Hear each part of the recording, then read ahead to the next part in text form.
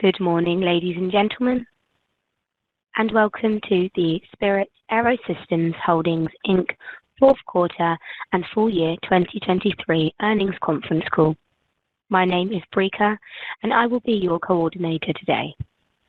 If you would like to ask a question during the question and answer session, you may submit a question, and to do so, please press star followed by the number 1 on your telephone keypad. We do ask that you please limit yourself to one question today. And I now would like to hand the presentation over to Ryan Avey, Senior Director of Investor Relations and FP&A. Please go ahead. Thank you, and good morning, everyone. I'm Ryan Avey, and with me today are Spirit's President and Chief Executive Officer, Pat Shanahan, and Senior Vice President and Chief Financial Officer, Mark Suchinski. Before we begin, I need to remind you that any projections or goals we may include in our discussion today are likely to involve risks, including those detailed in our earnings release, in our SEC filings, and in the forward-looking statement at the end of this web presentation. In addition, we refer you to our earnings release and presentation for disclosures and reconciliation of non-GAAP measures we use when discussing our results. With that, I would like to turn the call over to Pat. Thank you, Ryan, and good morning, everyone. Today, I will update you on how we are running the business at Spirit. Most of my remarks will focus on the steps we took after the January 5th accident. Mark will address the financials in his comments. My mandate when I came here was to put our operations and financials back on solid footing. In my estimation, we achieved significant progress toward that goal in the fourth quarter. However, the accident on January 5th demanded a different focus by our team. Consistent with our protocols, our response team was activated within hours. Since that moment, Spirit's focus was on supporting Boeing, its airline customers, the NTSB, the FAA, and our people. The immediate response was taking a hard look at our processes and incorporating any findings into action. Within days, we enacted countermeasures to include adding inline and ship-in-place inspections with Boeing that replicated those performed by the airlines to return to service, leveraging the FAA's safety management system to conduct a product safety risk assessment, incorporation of detailed review and observation with Boeing of the mid-entry door plug assembly and installation process to include both Spirit and Boeing operations. Concurrent with those immediate actions, we have initiated a second wave of actions centered on addressing human factors, nonconformities, product safety, and expanded inspections across 737 manufacturing. People are at the heart of the company and our manufacturing processes. A significant portion of the 737 fuselage build is manually performed by our skilled teammates. Repeatability, reliability, and capability in manufacturing is required to produce high-quality conforming products. The human condition and human factors must be accounted for in any improvement efforts. And through that lens, we are focusing additional actions. The 4 main levers to mitigate human factors that we are pulling include proficiency of our mechanics and inspectors, compliance to our quality management system, mistake proofing, and observation. We will do more testing and training. We will drive greater discipline to the QMS. We will enable our teammates with better tools, techniques, and technology that is available today. The goal of any world-class manufacturing company is perfection or 0 defects. We aspire to achieve perfection. Detecting, correcting, and ultimately preventing defects, otherwise known as nonconformities, is the basis for continuous improvement. We are expanding our efforts to integrate more with Boeing's QMS, realigning organizationally to accelerate redesign and process reengineering, and utilizing more advanced data analytics. We are also increasing the number of Spirit-performed inspections and Boeing-performed inspections. And soon, we will integrate these efforts with those of the FAA and customers who have joined us here in Wichita. That is a brief summary of some of the systemic improvements in our second wave of collective actions. There are additional actions we are taking as well. The point is, we are mobilized for implementation with detailed plans and fully aligned with Boeing. Our next wave of improvement will be the deployment of automation and automation for sections of the airplane that remain highly manual. That is the fundamental solution to zero defects and zero escapes. On the 737 fuselage, the front and back sections have the most complex physical geometries and are the most confined workspaces. The build is largely manual. Our eye is toward finding the right balance of using human-assisted technology and automated technology. There is a path to deployment. Broadly speaking, full-scale robotics is impractical. In our research labs, we have significant human-assisted technology that is manufacturing readiness level 6 that we look to accelerate. I have recently reviewed this technology with the team and will ensure it receives the appropriate resources and investments. I am very proud of how our team has responded to this accident. They have been calm, focused, and moving with urgency. I have a lot of confidence in this team. At this point, the art form is to integrate broad actions with our ongoing operations and not as a one-off project. Our teams across manufacturing and engineering are fully aligned and will implement changes seamlessly. I believe we will move quickly because of our shift in governance away from being top-down. The mindset shift is to understand that the airplane is the boss. The airplane tells us what to do. Our mechanics, sealers, engineers, and inspectors are like surgeons. They tell us in management what they need to perform their operations. Our goal is to give them what they need, when they need it, and resolve issues or make improvements. Receptivity from our teammates across our facilities, shop floors, and offices has been positive. I also appreciate their candor in telling me what's on their minds. I've heard from every corner of the factory in Wichita and from every shift. Lots of energy, lots of ideas. This does not surprise me. Our workforce at Spirit has a clear understanding of the importance of their work. That commitment is rooted in a long legacy we have in this industry. In the coming weeks, we will learn more from the regulators, from their formal reporting, and will respond with urgency and transparency. Now I'll shift to a couple other topics I think you have on your mind as well. First, we made significant progress in the fourth quarter in stabilizing the 737 production line. We briefly paused the line to stabilize, which ultimately allowed us to deliver 104 fuselages, the highest quarterly total in 4 years. We made investments during the quarter to recover schedule and buffer the production system, which enabled us to start the year with a balanced factory. Second, we recognized additional forward losses on the A350 and A220 programs this quarter, which Mark will address in a moment. That said, we are working to not only improve these programs in our day-to-day operations, but also are engaged in discussions with Airbus to address the long-term financials. The negotiations with Airbus continue and have been productive. We hope to conclude by February, but we need to ensure all items are addressed. We are converging on operational and financial solutions. I appreciate the partnership and engagement by their leadership. This remains an important near-term priority for me. I'll now turn the call over to Mark to review with you our financial results. Thanks, Pat, and good morning, everyone. We experienced significant pressures in 2023 due to production schedule volatility, supply chain constraints, and ongoing inflation, quality challenges, and increased labor costs. This resulted in higher than anticipated costs throughout the year.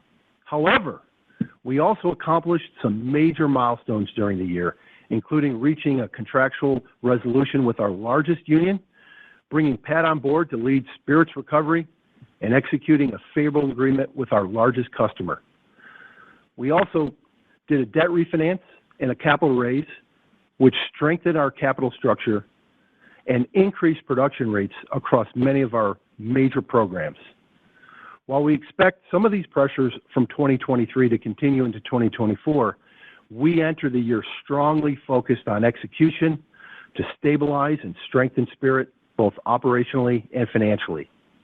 Given the latest news around the 737 MAX production rates in relation to the FAA approval, as well as our ongoing negotiations with Airbus, we are not in a position to provide guidance at this time. Now, let me take you through the details of our fourth quarter financial results. Let's start on slide 2. Revenues for the quarter were $1.8 billion, up 37% from the fourth quarter of 2022. This substantial increase year-over-year was primarily due to higher production on our commercial programs, increased defense and space, and aftermarket segment revenues, as well as the impacts from the previously disclosed Boeing MOA executed in October of 2023, which included favorable pricing adjustments on the 787 program. Overall, deliveries in the quarter increased 16% year-over-year. Now, turning our attention to EPS. We reported earnings per share of positive 52 cents compared to negative $2.32 in the fourth quarter of 2022. Excluding certain items, adjusted EPS was 48 cents compared to negative $1.46 in the prior year. Operating margin was positive 11% compared to negative 11% in the same period of 2022, largely driven by the favorable impacts from our Boeing MOA. As a result of the favorable pricing adjustments to the 787, we reversed $361 million of total liabilities during the fourth quarter, which included 787 forward loss reversals of $206 million, which favorably reduced cost of sales, and reversal of 787 material right obligation of $155 million, which flowed through the income statement as an increase to revenue. Fourth quarter net forward loss reversals totaled $34 million, and unfavorable cumulative catch-up adjustments were $55 million. This compared to $114 million of forward losses and $59 million of unfavorable cumulative catch-up adjustments in the fourth quarter of 2022. The current quarter forward losses relate primarily to A350 and A220 programs and were driven by higher estimates of supply chain, labor, and other costs. We also recorded net incremental forward losses for anticipated performance obligations beyond 2025 in the amount of approximately $30 million. The unfavorable cumulative catch-up adjustments relate primarily to 737 program, reflecting higher costs required to recover and stabilize the production system, which we have done in the fourth quarter. Now turning to free cash flow. Free cash flow for the quarter was positive $42 million, compared to free cash flow usage of $66 million in the fourth quarter of 2022. Fourth quarter free cash flow includes the previously disclosed funding of approximately $100 million received from Boeing per the terms of the MOA, and tooling and capital through 2025 on both the 737 and 787 programs. In our effort to stabilize operations, we also made certain working capital investments and accelerated certain capital investments in the fourth quarter of 2023. Now, let's discuss our quarterly segment performance, starting with our commercial segment on slide 3. In the fourth quarter of 2023, commercial revenues increased 43% over the same period 2022 due to higher production across all of our programs, as well as favorable pricing from the 787 Boeing MOA. Quarterly operating margin increased to positive 17% compared to negative 8% in the prior year, primarily driven by favorable change in estimates recorded in the current period. These changes in estimates, which I previously disclosed, included net forward loss reversals of $48 million and unfavorable cumulative catch-up adjustments of $51 million. In comparison to the fourth quarter of 2022, the segment recorded charges of $111 million of forward losses and $58 million of unfavorable cumulative catch-up adjustments. Now let's turn to Defense and Space segment on slide 4. Defense and Space grew to $205 million, up 12% higher than the fourth quarter of last year, due to higher development program activity and increased KC-46 tanker production. Operating margin for the quarter decreased to 2% compared to 11% in 2022, primarily due to higher unfavorable changes in estimates recorded in the period. The segment recorded forward losses of $13 million and unfavorable cumulative catch-up adjustments of $4 million, compared to forward losses of $2 million in the fourth quarter of 2022. The forward losses were primarily driven by higher production cost estimates on the CH-53K program and unfavorable cumulative catch-up adjustments, which were primarily driven by the Boeing P-8 program. For our aftermarket results, let's turn to slide 5. Aftermarket had a strong quarter with revenue of $91 million, up 24% compared to the fourth quarter of 2022, primarily due to higher spare parts sales. Aftermarket has continued to grow with global air traffic recovery and is on track to meet our plan for $500 million by 2025. Operating margin was strong for the quarter at 23%, compared to 13% during the same period of 2022, primarily due to the absence of a one-time inventory adjustment charge recognized in the fourth quarter of 2022. With that, let's now briefly touch on our full year results on slide 6. 2023 revenue came in at $6 billion. That's up 20% year-over-year, driven by higher commercial production volumes, as well as higher defense and space and aftermarket segment revenues. 2023 adjusted EPS decreased year-over-year, primarily due to higher interest and other expenses, partially offset by improved operating income during the current year. Other expense for 2023 was $140, compared to other expenses of $14 million in 2022, primarily due to higher non-cash losses related to settlement accounting for our primary U.S. pension plan, foreign currency, and sales of receivables were recognized in 2023. Full year cash flow was a usage of $374 million, compared to a use of $516 in 2022. Free cash flow usage was higher than we previously expected, primarily due to factory costs incurred in the quarter to recover schedule and stabilize operations, higher levels of inventory to support rate increases, as well as increased CapEx spend related to the customer-funded capital and tooling received as part of the Boeing MOA. With that, let's now turn to cash and debt balances on slide 7. We ended the year with $824 million of cash, which reflects the proceeds from the issuance of common stock and exchangeable senior notes during the fourth quarter of 2023. We will use the if-converted method regarding exchangeable notes implications to EPS, which results in the shares being dilutive if there is positive net income. If net loss position, they would be anti-dilutive. We ended the year with $4.1 billion of debt. There are now no significant debt maturities until 2026. So with that, we will be happy to take your questions. Thank you. If you would like to ask a question, please press star followed by 1 on your telephone keypads. If you would like to remove that question for any reason, please press star followed by 2. And again, it is star 1 for any questions. And we do please ask that you please limit yourself to 1 question. And we will pause here briefly as questions are registered.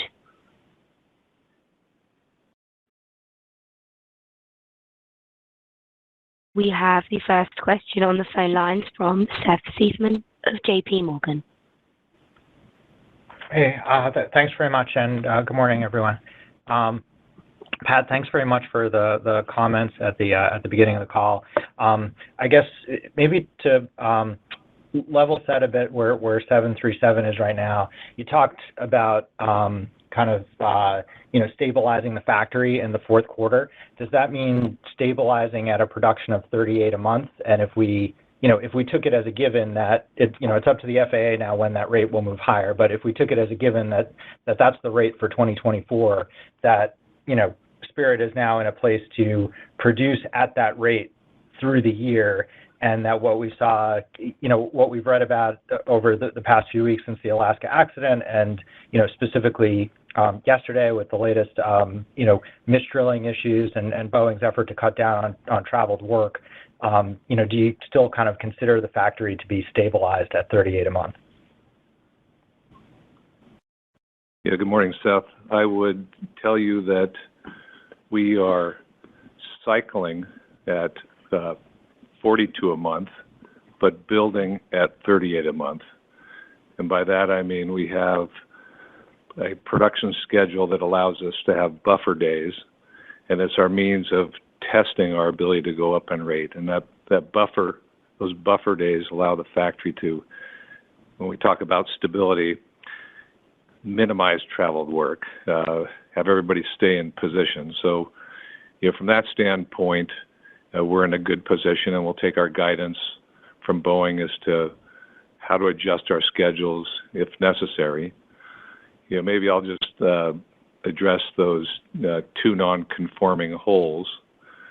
Those are not a safety of flight issue, and just kind of characterize the normal process. Anytime there's a non-conformity, we basically scope and bound it. Engineering does a preliminary look to see if there's a safety of flight issue. Then essentially, we communicate to the customers if there's any potential exposure, but we say, here's a heads up. And then we do a detailed engineering analysis and work to get a final disposition. And it's when we have a final disposition that we can determine a repair, and from that, a response. And relative to these two holes, there is not a final engineering disposition. We expect that in the next 72 hours. Based on that, we'll determine what the repair might be and any impact associated with that. And then the follow-on is a root cause corrective action. And maybe just to thanks add very on much. to that, I think we have about, you bet. Okay. I'll stick to one this morning. Thanks. Thanks, Seth. Thank you. We now have David Strauss of Barclays. You may proceed with your question. Thanks. Good morning. Quick follow-up there. What is the status of the max buffer stock as it relates to you matching up with Boeing in terms of your production rate? And then on the Airbus side of things, the $5 million mark on the balance sheet, at this point, is that really all A220, A350 negotiations conclude with Airbus? Should we expect to see a significant reversal there? Thank you. Want to take the Airbus one? I'll talk Sure. Hey, David, let me address your second comment, in regards to the balance sheet and the forward loss reserves that we have, both short-term and long-term. I think we mentioned this on the last call as it relates to Boeing and the 787 program. We stated that we would be in a forward loss through 24, maybe slightly into the first quarter of 2025. So really the short-term forward loss has some 787 in there as we come down our unit cost curves and drive that to cash flow positive in 2025. And then it would include the A350, as you indicated, in the A220, and a little bit on 67 and CH-53K. But I think you got it right. Maybe just to answer the question about the buffer, or what we refer to as the ship in place. There are 42 available units today to ship in place. We're taking a few extra days, so think of that as a delay on some of the deliveries to Renton, just to make sure we can complete all the inspections related to the mid-entry door plug, as well as any known rework, and conducting some additional inspections. Thank you. Thanks, David. Thank you. We now have Jason Gursky of Citigroup. Your line is open. Great. Good morning, everybody. Let's see. Maybe a two-part question. I apologize for that. Pat, I wonder if you can just, to fix a problem, you have to understand, exactly how you got here. So I was wondering if you could just, from your perspective, describe a little bit about, the conditions that led us to where we are today. Sounds like you've got a plan to fix some things. I'm just kind of curious to get your input on how we got here. And then the second part of the question is, once we figure this all out, has anything kind of fundamentally changed on the types of rate breaks that you can do in the future? I know Boeing's got a master schedule out there, and historically you guys have gone up 10, 15% at different rate breaks and then hold for a bit before going back up again. So I'm just wondering, in the context of all of this, whether things have fundamentally changed in the industry or the industry's view on its ability to go up in rate and whether we go up slower than we have in the past. Thanks. Yeah, hey, Jason. I think it's hard to go back and look at how we got here. I wish I had that history. But what I would tell you is the basic fundamentals around rate breaks haven't changed. Some of the dynamics around the supply chain have changed. I would offer that some of the work that Spirit has done in the fourth quarter to align the 2024 plan with Boeing's rate schedule has afforded us some more stability. We have used that time to improve the dynamics of the supply chain. We've seen a lot of improvement in the near term to support rate 42. As it relates to rate 47, we have line of sight on virtually all the issues, 5 suppliers that we have to give special attention to, but at this point, the majority of the issues are related to raw material and labor availability. I think the hardest part of this industry is, given its complexity and breadth, how do you judge how quickly to go up in rate? In the case of the 737, it's been done before, so there's a playbook that, parametrically says this is what you can do, but we have to adjust that for, current events in the environment. But I would say that the 2024 plan we laid out incorporates the existing environment, and, if there are any changes, we'll accommodate Boeing's direction. Great, thank you. Thank you. We now have Miles Walton of Wolfe Research. Thanks. Pat, you're in a pretty unique position, having been inside of Boeing with Vice President of Commercial Airplanes for a time and now inside of Spirit, and can sort of give the perspective, I think, of what if. And the what if is, if Wichita were still part of Boeing, would the signals, would the Boeing quality, the QMS system, have captured these quality escapes sooner? And if so, does that create industrial logic for some element of reabsorption, or is the solution just a greater integration into Boeing's existing QMS? I guess I would respond not so much to the hypothetical, but the fact that we're behaving as if we were part of Boeing, and that the coordination and the integration that you refer to is really taking place now. So if you sat in one of our meetings, people took off their badges, you would not be able to tell which company they worked for. I think because of the trust that's been built recently, some of the feedback loops that existed in the past are being restored, and that should allow us to even work better together.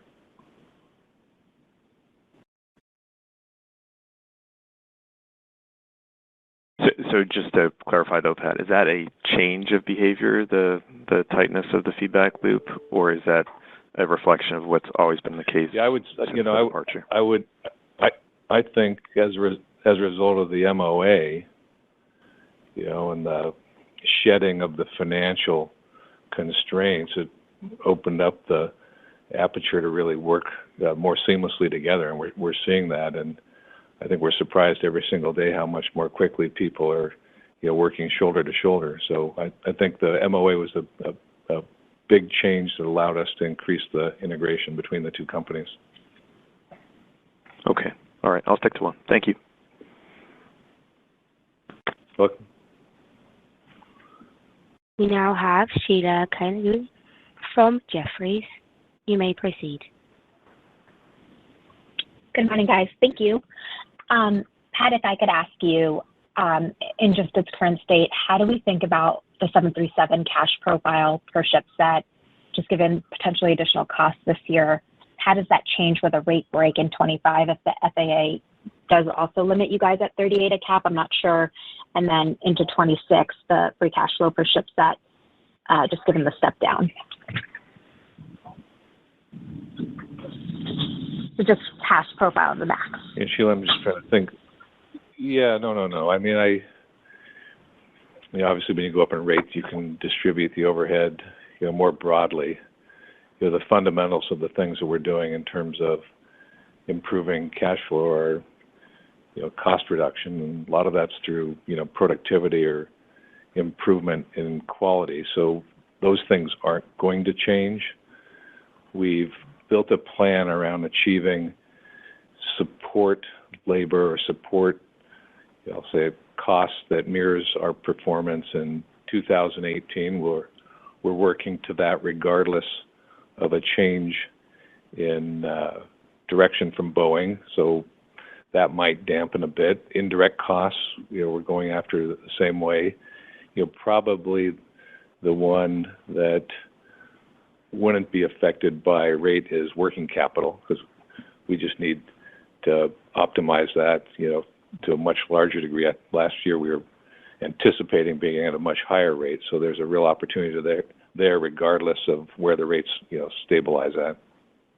Mark, you any other comments?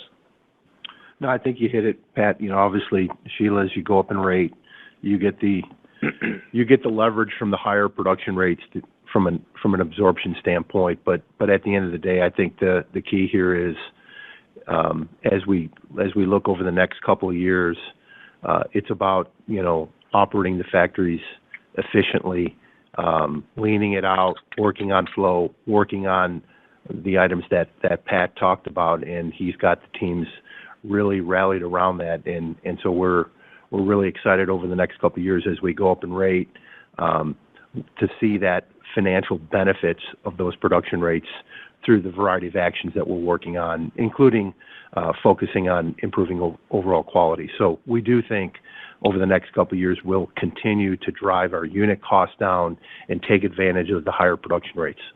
Sheila, maybe just one add-on here.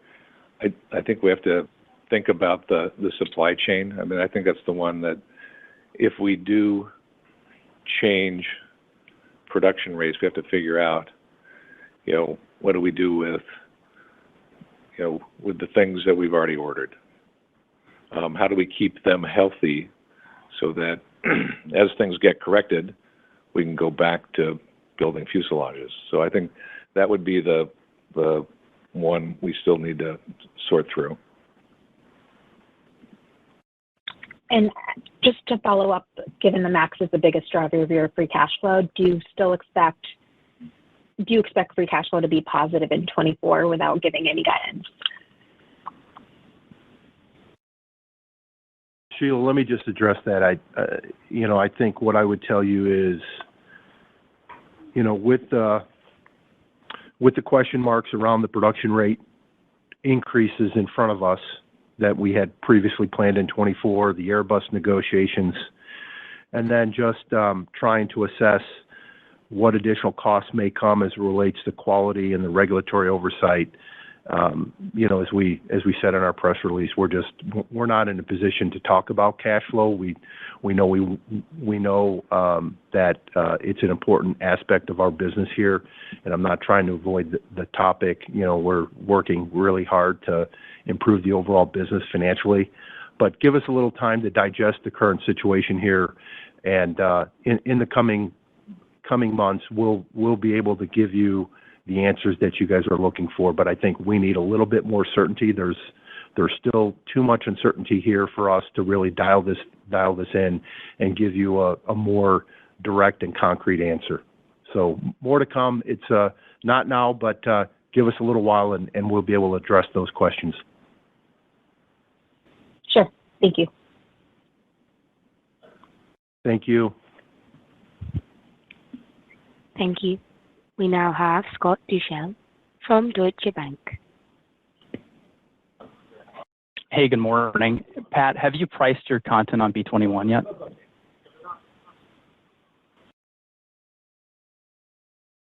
You say that one more time. This is on the LRIP? The B-21 content. Yeah, have you priced your LRIP content on B-21 yet? Yes. We have not. Not yet. Okay. And then, Pat, can you clarify what the operating elements might be with respect to the Airbus negotiations? Are you referencing moving some work over to them, or is this something else? Thank you. Well, our focus has really been on price, and the focus has really been on understanding, between, the two companies, what is the right level of productivity that should be achieved that they're willing to pay for, and what is cost we're all aligned on that is real and needs to be reflected in the price. And our discussions to date have been in substantiating both of those, and along with that, aligning expectations around our performance on the 220 and the 350 in 24. Thank you. We now have Ken. I apologize. We now have Ken Herbert with RBC Capital Markets. Yeah, hi, good morning, Pat and Mark. I wanted to ask on inventory build, can you comment on at which rate you're pulling, say, MAX shipments from suppliers at, and how, depending upon your schedules with Boeing on the MAX, how much inventory are you prepared to build, and maybe how much of a use of cash is working capital this year versus maybe visibility on how much of a savings it can be in the back half of the year?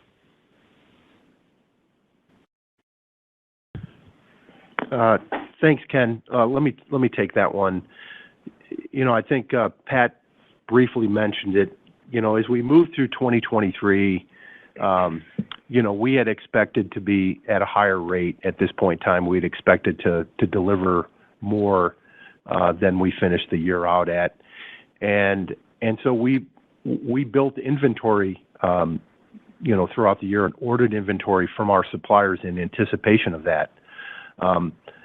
And that caused us to build inventory to help to support 42 a month. We've also tactically here in the fourth quarter built strategic buffers with critical components for our production system. So really, you saw throughout the year almost a $300 million increase in inventory through 2023, and that was in anticipation of higher rates. As we move into 2024 and where our plans are at here, we're not going to have to make that sizable increase because we've got the suppliers tuned up to help support and produce and deliver at 42 aircraft per month. So I would say that, as we move into 2024, I would anticipate working capital to the drag that we saw in 2023 to be relieved to a big degree.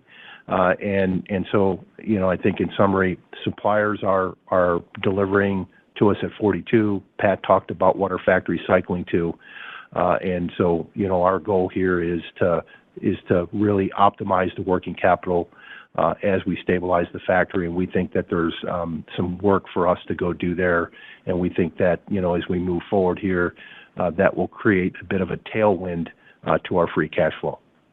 Maybe just add on to what Mark's saying. There are discrete plans around how we're managing the suppliers and the buffer. So, Ken, one of the things we ask them to do is protect the factory in terms of the critical jobs that need parts to maintain the build of the aircraft. And so in those critical areas, we've built buffer stock. There are also suppliers, when we look at their history, that are unpredictable. So those we will continue to work with, but we'll probably build some buffer stock.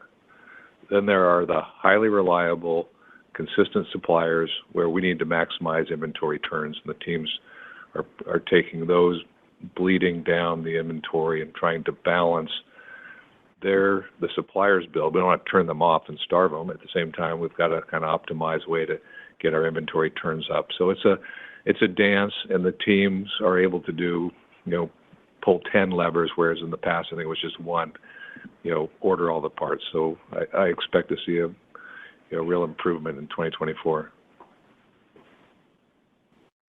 Great. Thank you very much.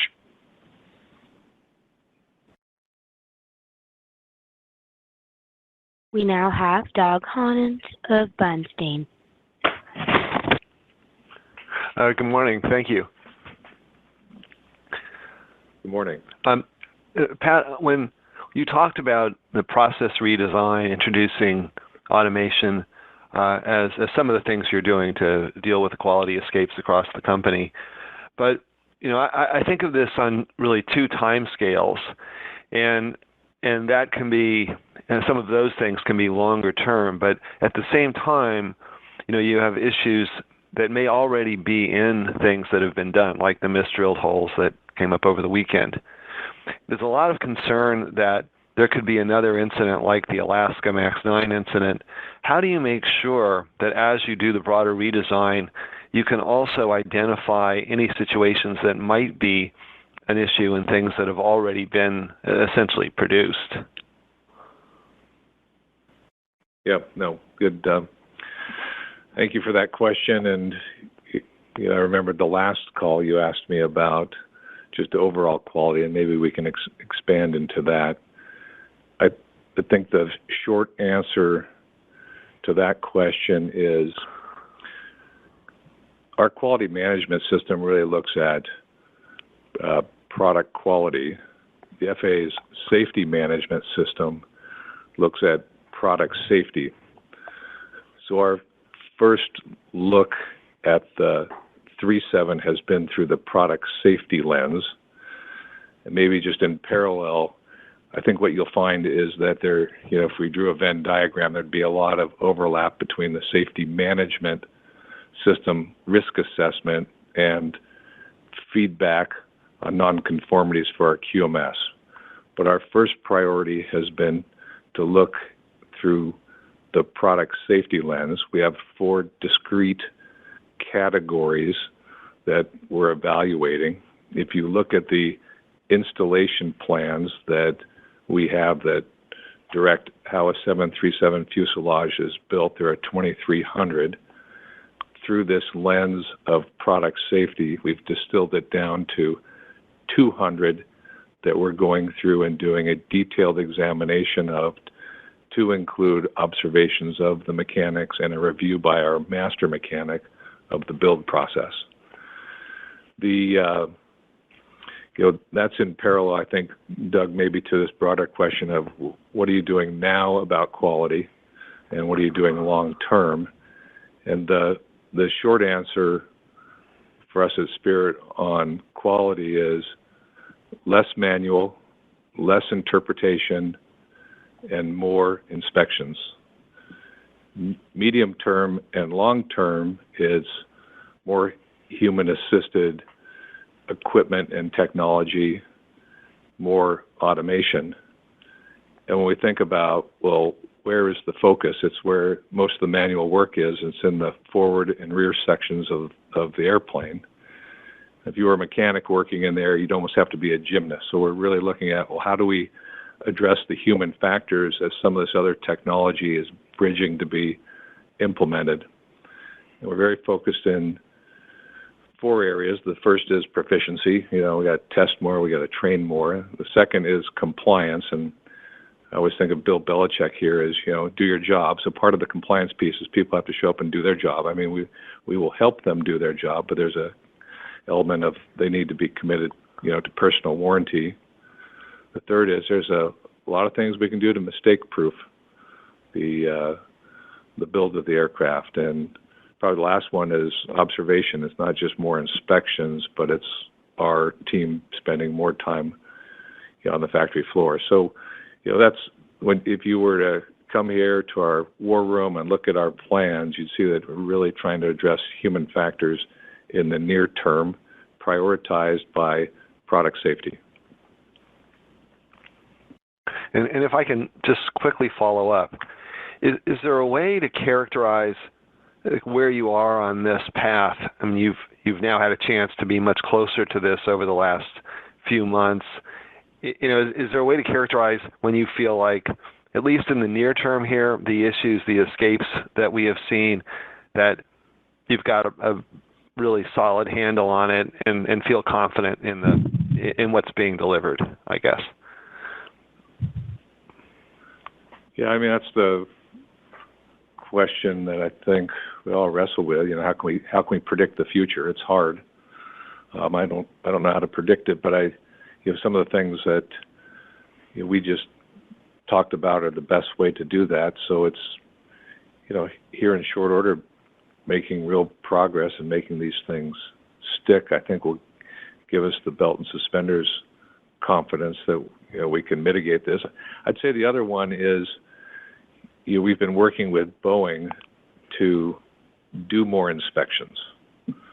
And more inspections isn't as though we weren't doing a lot of inspections. I think what we're doing a better job of is harmonizing our work together, so we're looking at it the same way, at the same time, all the time, and trying to keep it here in Wichita. And these are, some of them are, our interpretation of fastener height or skin quality, but those, when we're working together, mitigate what ends up being found in Renton, where it's much more disruptive to fix.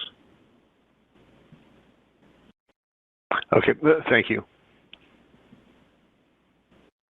Thanks, Doug. Thank you, Doug. We now have George Shapiro from Shapiro Research. You may proceed with your question, George. Good morning. Mark, if I look at the underlying margins that you've had in commercial, I mean, you had 10.6 as the high in the first quarter, and you had relatively high 737 deliveries. But this quarter, you had the highest 737 deliveries, and the margin was like 8.5. Now, is that just reflective of the extra work that you mentioned that you put in to try and improve the production process in the quarter? And what would be kind of a normal look as we went forward on this? Hey, George, good morning. Good morning. I would say just that. I mean, it's hard to assess and state that, the fourth quarter is a kind of a normalized commercial margin. We entered the quarter in a very disruptive state, behind schedule. Pat talked about we did a pause in the fourth quarter, and so there was a lot of investment to stabilize the factory in the fourth quarter, and you saw that come through in the unfavorable cumulative catch-up. We delivered the most deliveries fuselages in the fourth quarter than we did in 4 years. So there was definitely a big cost investment to stabilize the 737 production system. And when we think about, jobs behind schedule, all of the operational metrics that we had as we exited the year, we were in the best shape than we've been in a long, long time here. So, I don't want to lean forward here and start talking about what the normal margins are, but they were definitely depressed as it relates to the investment we made to stabilize the operations. And we did a lot of good work in the fourth quarter. Anything you want to cover, Pat, on top of that? And in addition, it's not margins, but we also made working capital investments to also stabilize that factory, and that put a little bit of pressure on cash. Although your question wasn't about cash; it was more about the margins. But the goal here is, once you have a stable factory, the financials will come with it, and that's what we're focused on. And one quick follow-up, Mark. The free cash flow that you missed in the quarter, I mean, certainly looks like $30 million or so was CapEx, and you enumerated a couple of other things. I would think that some of that's actually a benefit to 2024 because you won't be spending that much more on CapEx than what you spent this quarter. Is that a fair statement? That's right, George. We'll buy some of that back as we move into 2024, for sure, right? We, as we think about stabilizing the operations and co-investing with Boeing, we did accelerate some of that CapEx to stabilize the system. And so, as you said, some of that will come back as a benefit in 2024. Okay, thanks very much. Thanks, George. We now have Gavin Parsons of UBS. The line is open. Thanks. Good morning. Morning. Maybe just following up on George's question there on the end on cash flow. A lot of moving pieces in 23. I think that besides the working capital, the pension closeout, the MOA, the advances, labor contract ratification. What are some of the other moving pieces, or are there other one-time items we should keep an eye out for in 24, or is 24 a relatively clean year, best we can tell?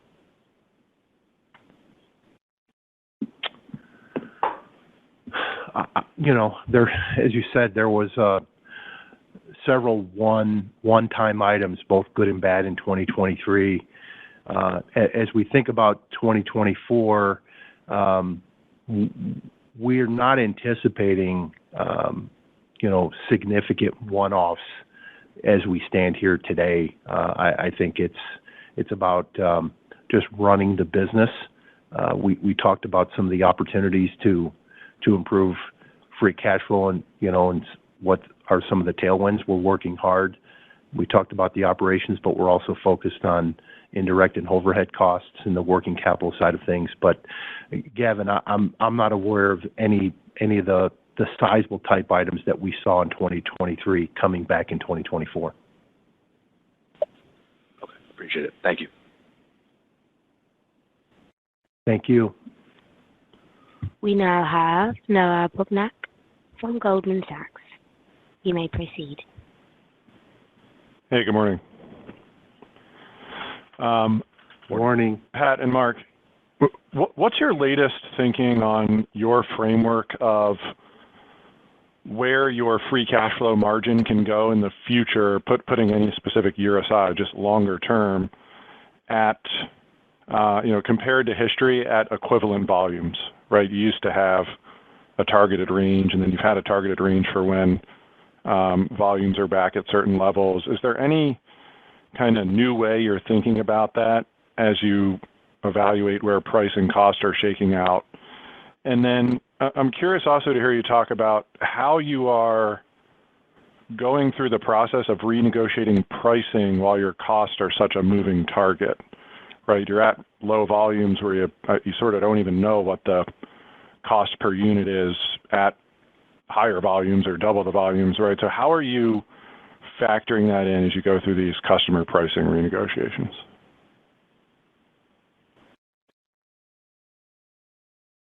Okay, Noah.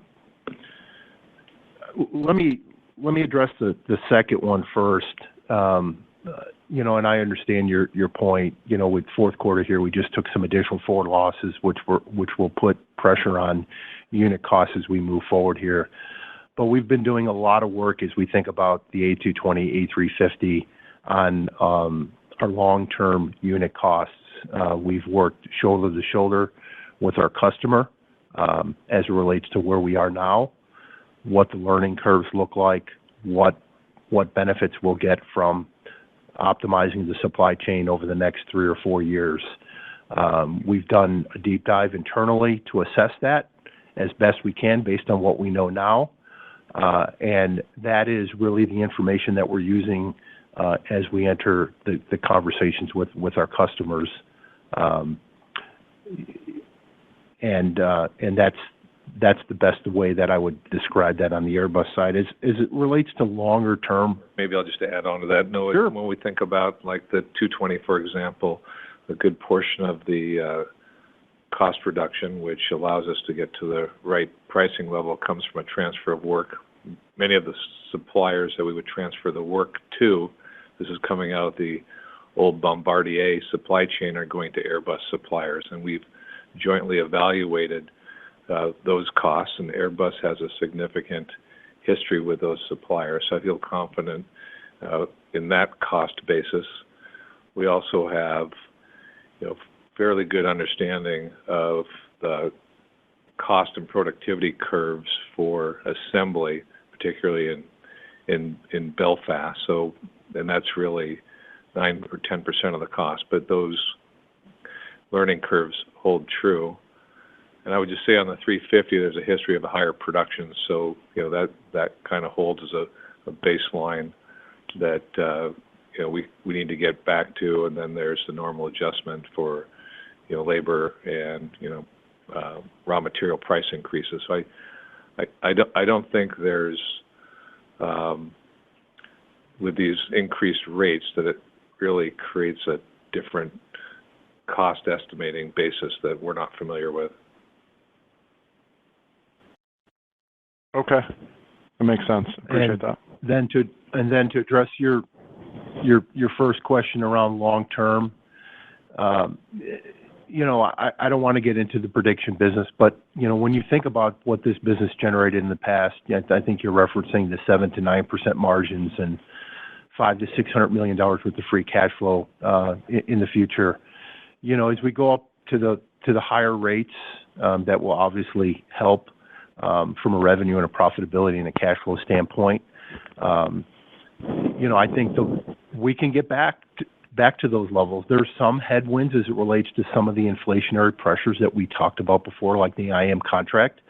But I think that the single biggest item that we need to work on to help us drive back up to those cash flows, because I think the business is going to drive it, is we're carrying $4 billion of debt and $350 million, $325 million of cash interest. So over the next couple of years, we need to take that positive cash flow, pay down debt.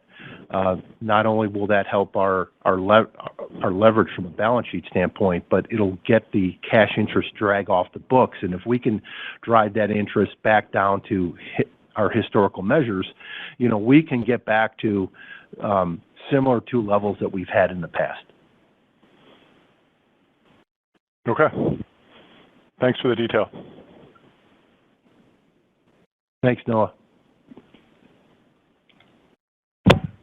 Your next question comes from Robert Stallard of Vertical Research. Thanks very much. Good morning. Morning. Pat, I just wanted to follow up on a comment you made earlier, that you said that Spirit personnel are acting as if they're now part of Boeing. I was wondering if this has any sort of impact on your relationship with Airbus in particular, and perhaps other customers. I don't think so.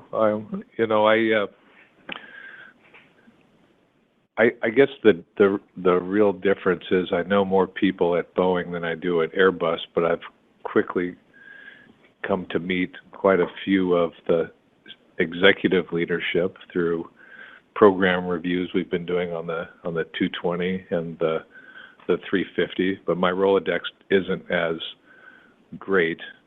But I'd say the interaction is just as positive, and the transparency and the focus on driving improvement. I'll do a number of, they use Google Meet, so we Google Meet, and the feedback I get is just as direct as the feedback I get from Boeing, and the working together effort is almost identical. I mean, everybody tries to get the job done the right way. I think with Boeing, I just have a few more, tricks in my bag just because of my familiarity with how to navigate their system. But the treatment and the behavior and working together spirit out of Toulouse is strong, and we're able to get things done pretty well. All right. Thanks so much, Pat. Yep. Thanks, Rob. Your next question comes from Michael Ciarmoli of Truist Securities. Hey, good morning, guys. Thanks for taking the question. Pat, lots of talk about quality. You know, if the airplane's the boss, you know, we got safety and quality are paramount. You know, if I just, maybe not to put you on the spot, but if I look at your proxy, and I guess you're going to file it next month, you know, compensation incentives, looks like only 20% is tied to quality on annual, you know, cash comp, nothing tied to quality in the longer term. You know, it seems like everything we're talking about here, cash generation, revenue, EBIT margin, all tied to quality. I mean, are you guys planning on changing compensation to drive some of this behavior towards more of a focus on quality? It'll be significantly different. And the heaviest weighting will be on quality. And right now, I'm really working to design it so the system can't be, you know, manipulation is probably too strong a word, but I want to make sure that it drives, you know, the right behaviors, and we can measure, you know, true performance. You know, I'll just do a shout out to Donna Anderson at T. Rowe Price, and she threw out the idea, you ought to really look at the utility industry where in their quality metric, there's a significant penalty for an escape. So we're really trying to look at how do we measure defect reduction, but also, you know, what if there's any type of escape? Only one wouldn't drive much in the metric, but it really should. So the answer to your question is we're changing it fundamentally, and we're now making sure that what we put in place works well and drives the right kind of behavior. Got it. Outstanding. That's good to hear. Thanks. I'll keep it to one. Thanks, Michael. Thank you. Due to time, our final caller comes from Peter Arment of Robert W. Baird. You may proceed with your question. Yeah, thanks, Pat. Mark, good morning. Pat, maybe just a quick one, just because it's the end of the call. I mean, is there a timing when you expect to price the B-21 LRIP? And then just, Mark, if you could just give a little more color on the CH-53K program. I know you mentioned some of the forward losses there. Just, you know, any color in terms of the health of the program right now. Thanks. Why don't we switch? Why don't you answer the LRIP? I'll answer the 53. Absolutely. Yeah, thanks, Peter. On the B-21, you know, we expect in the back half of this year to complete the negotiations in regards to the initial LRIP on that program. We're on the tail end of the development side of the program, which is a cost-plus type arrangement.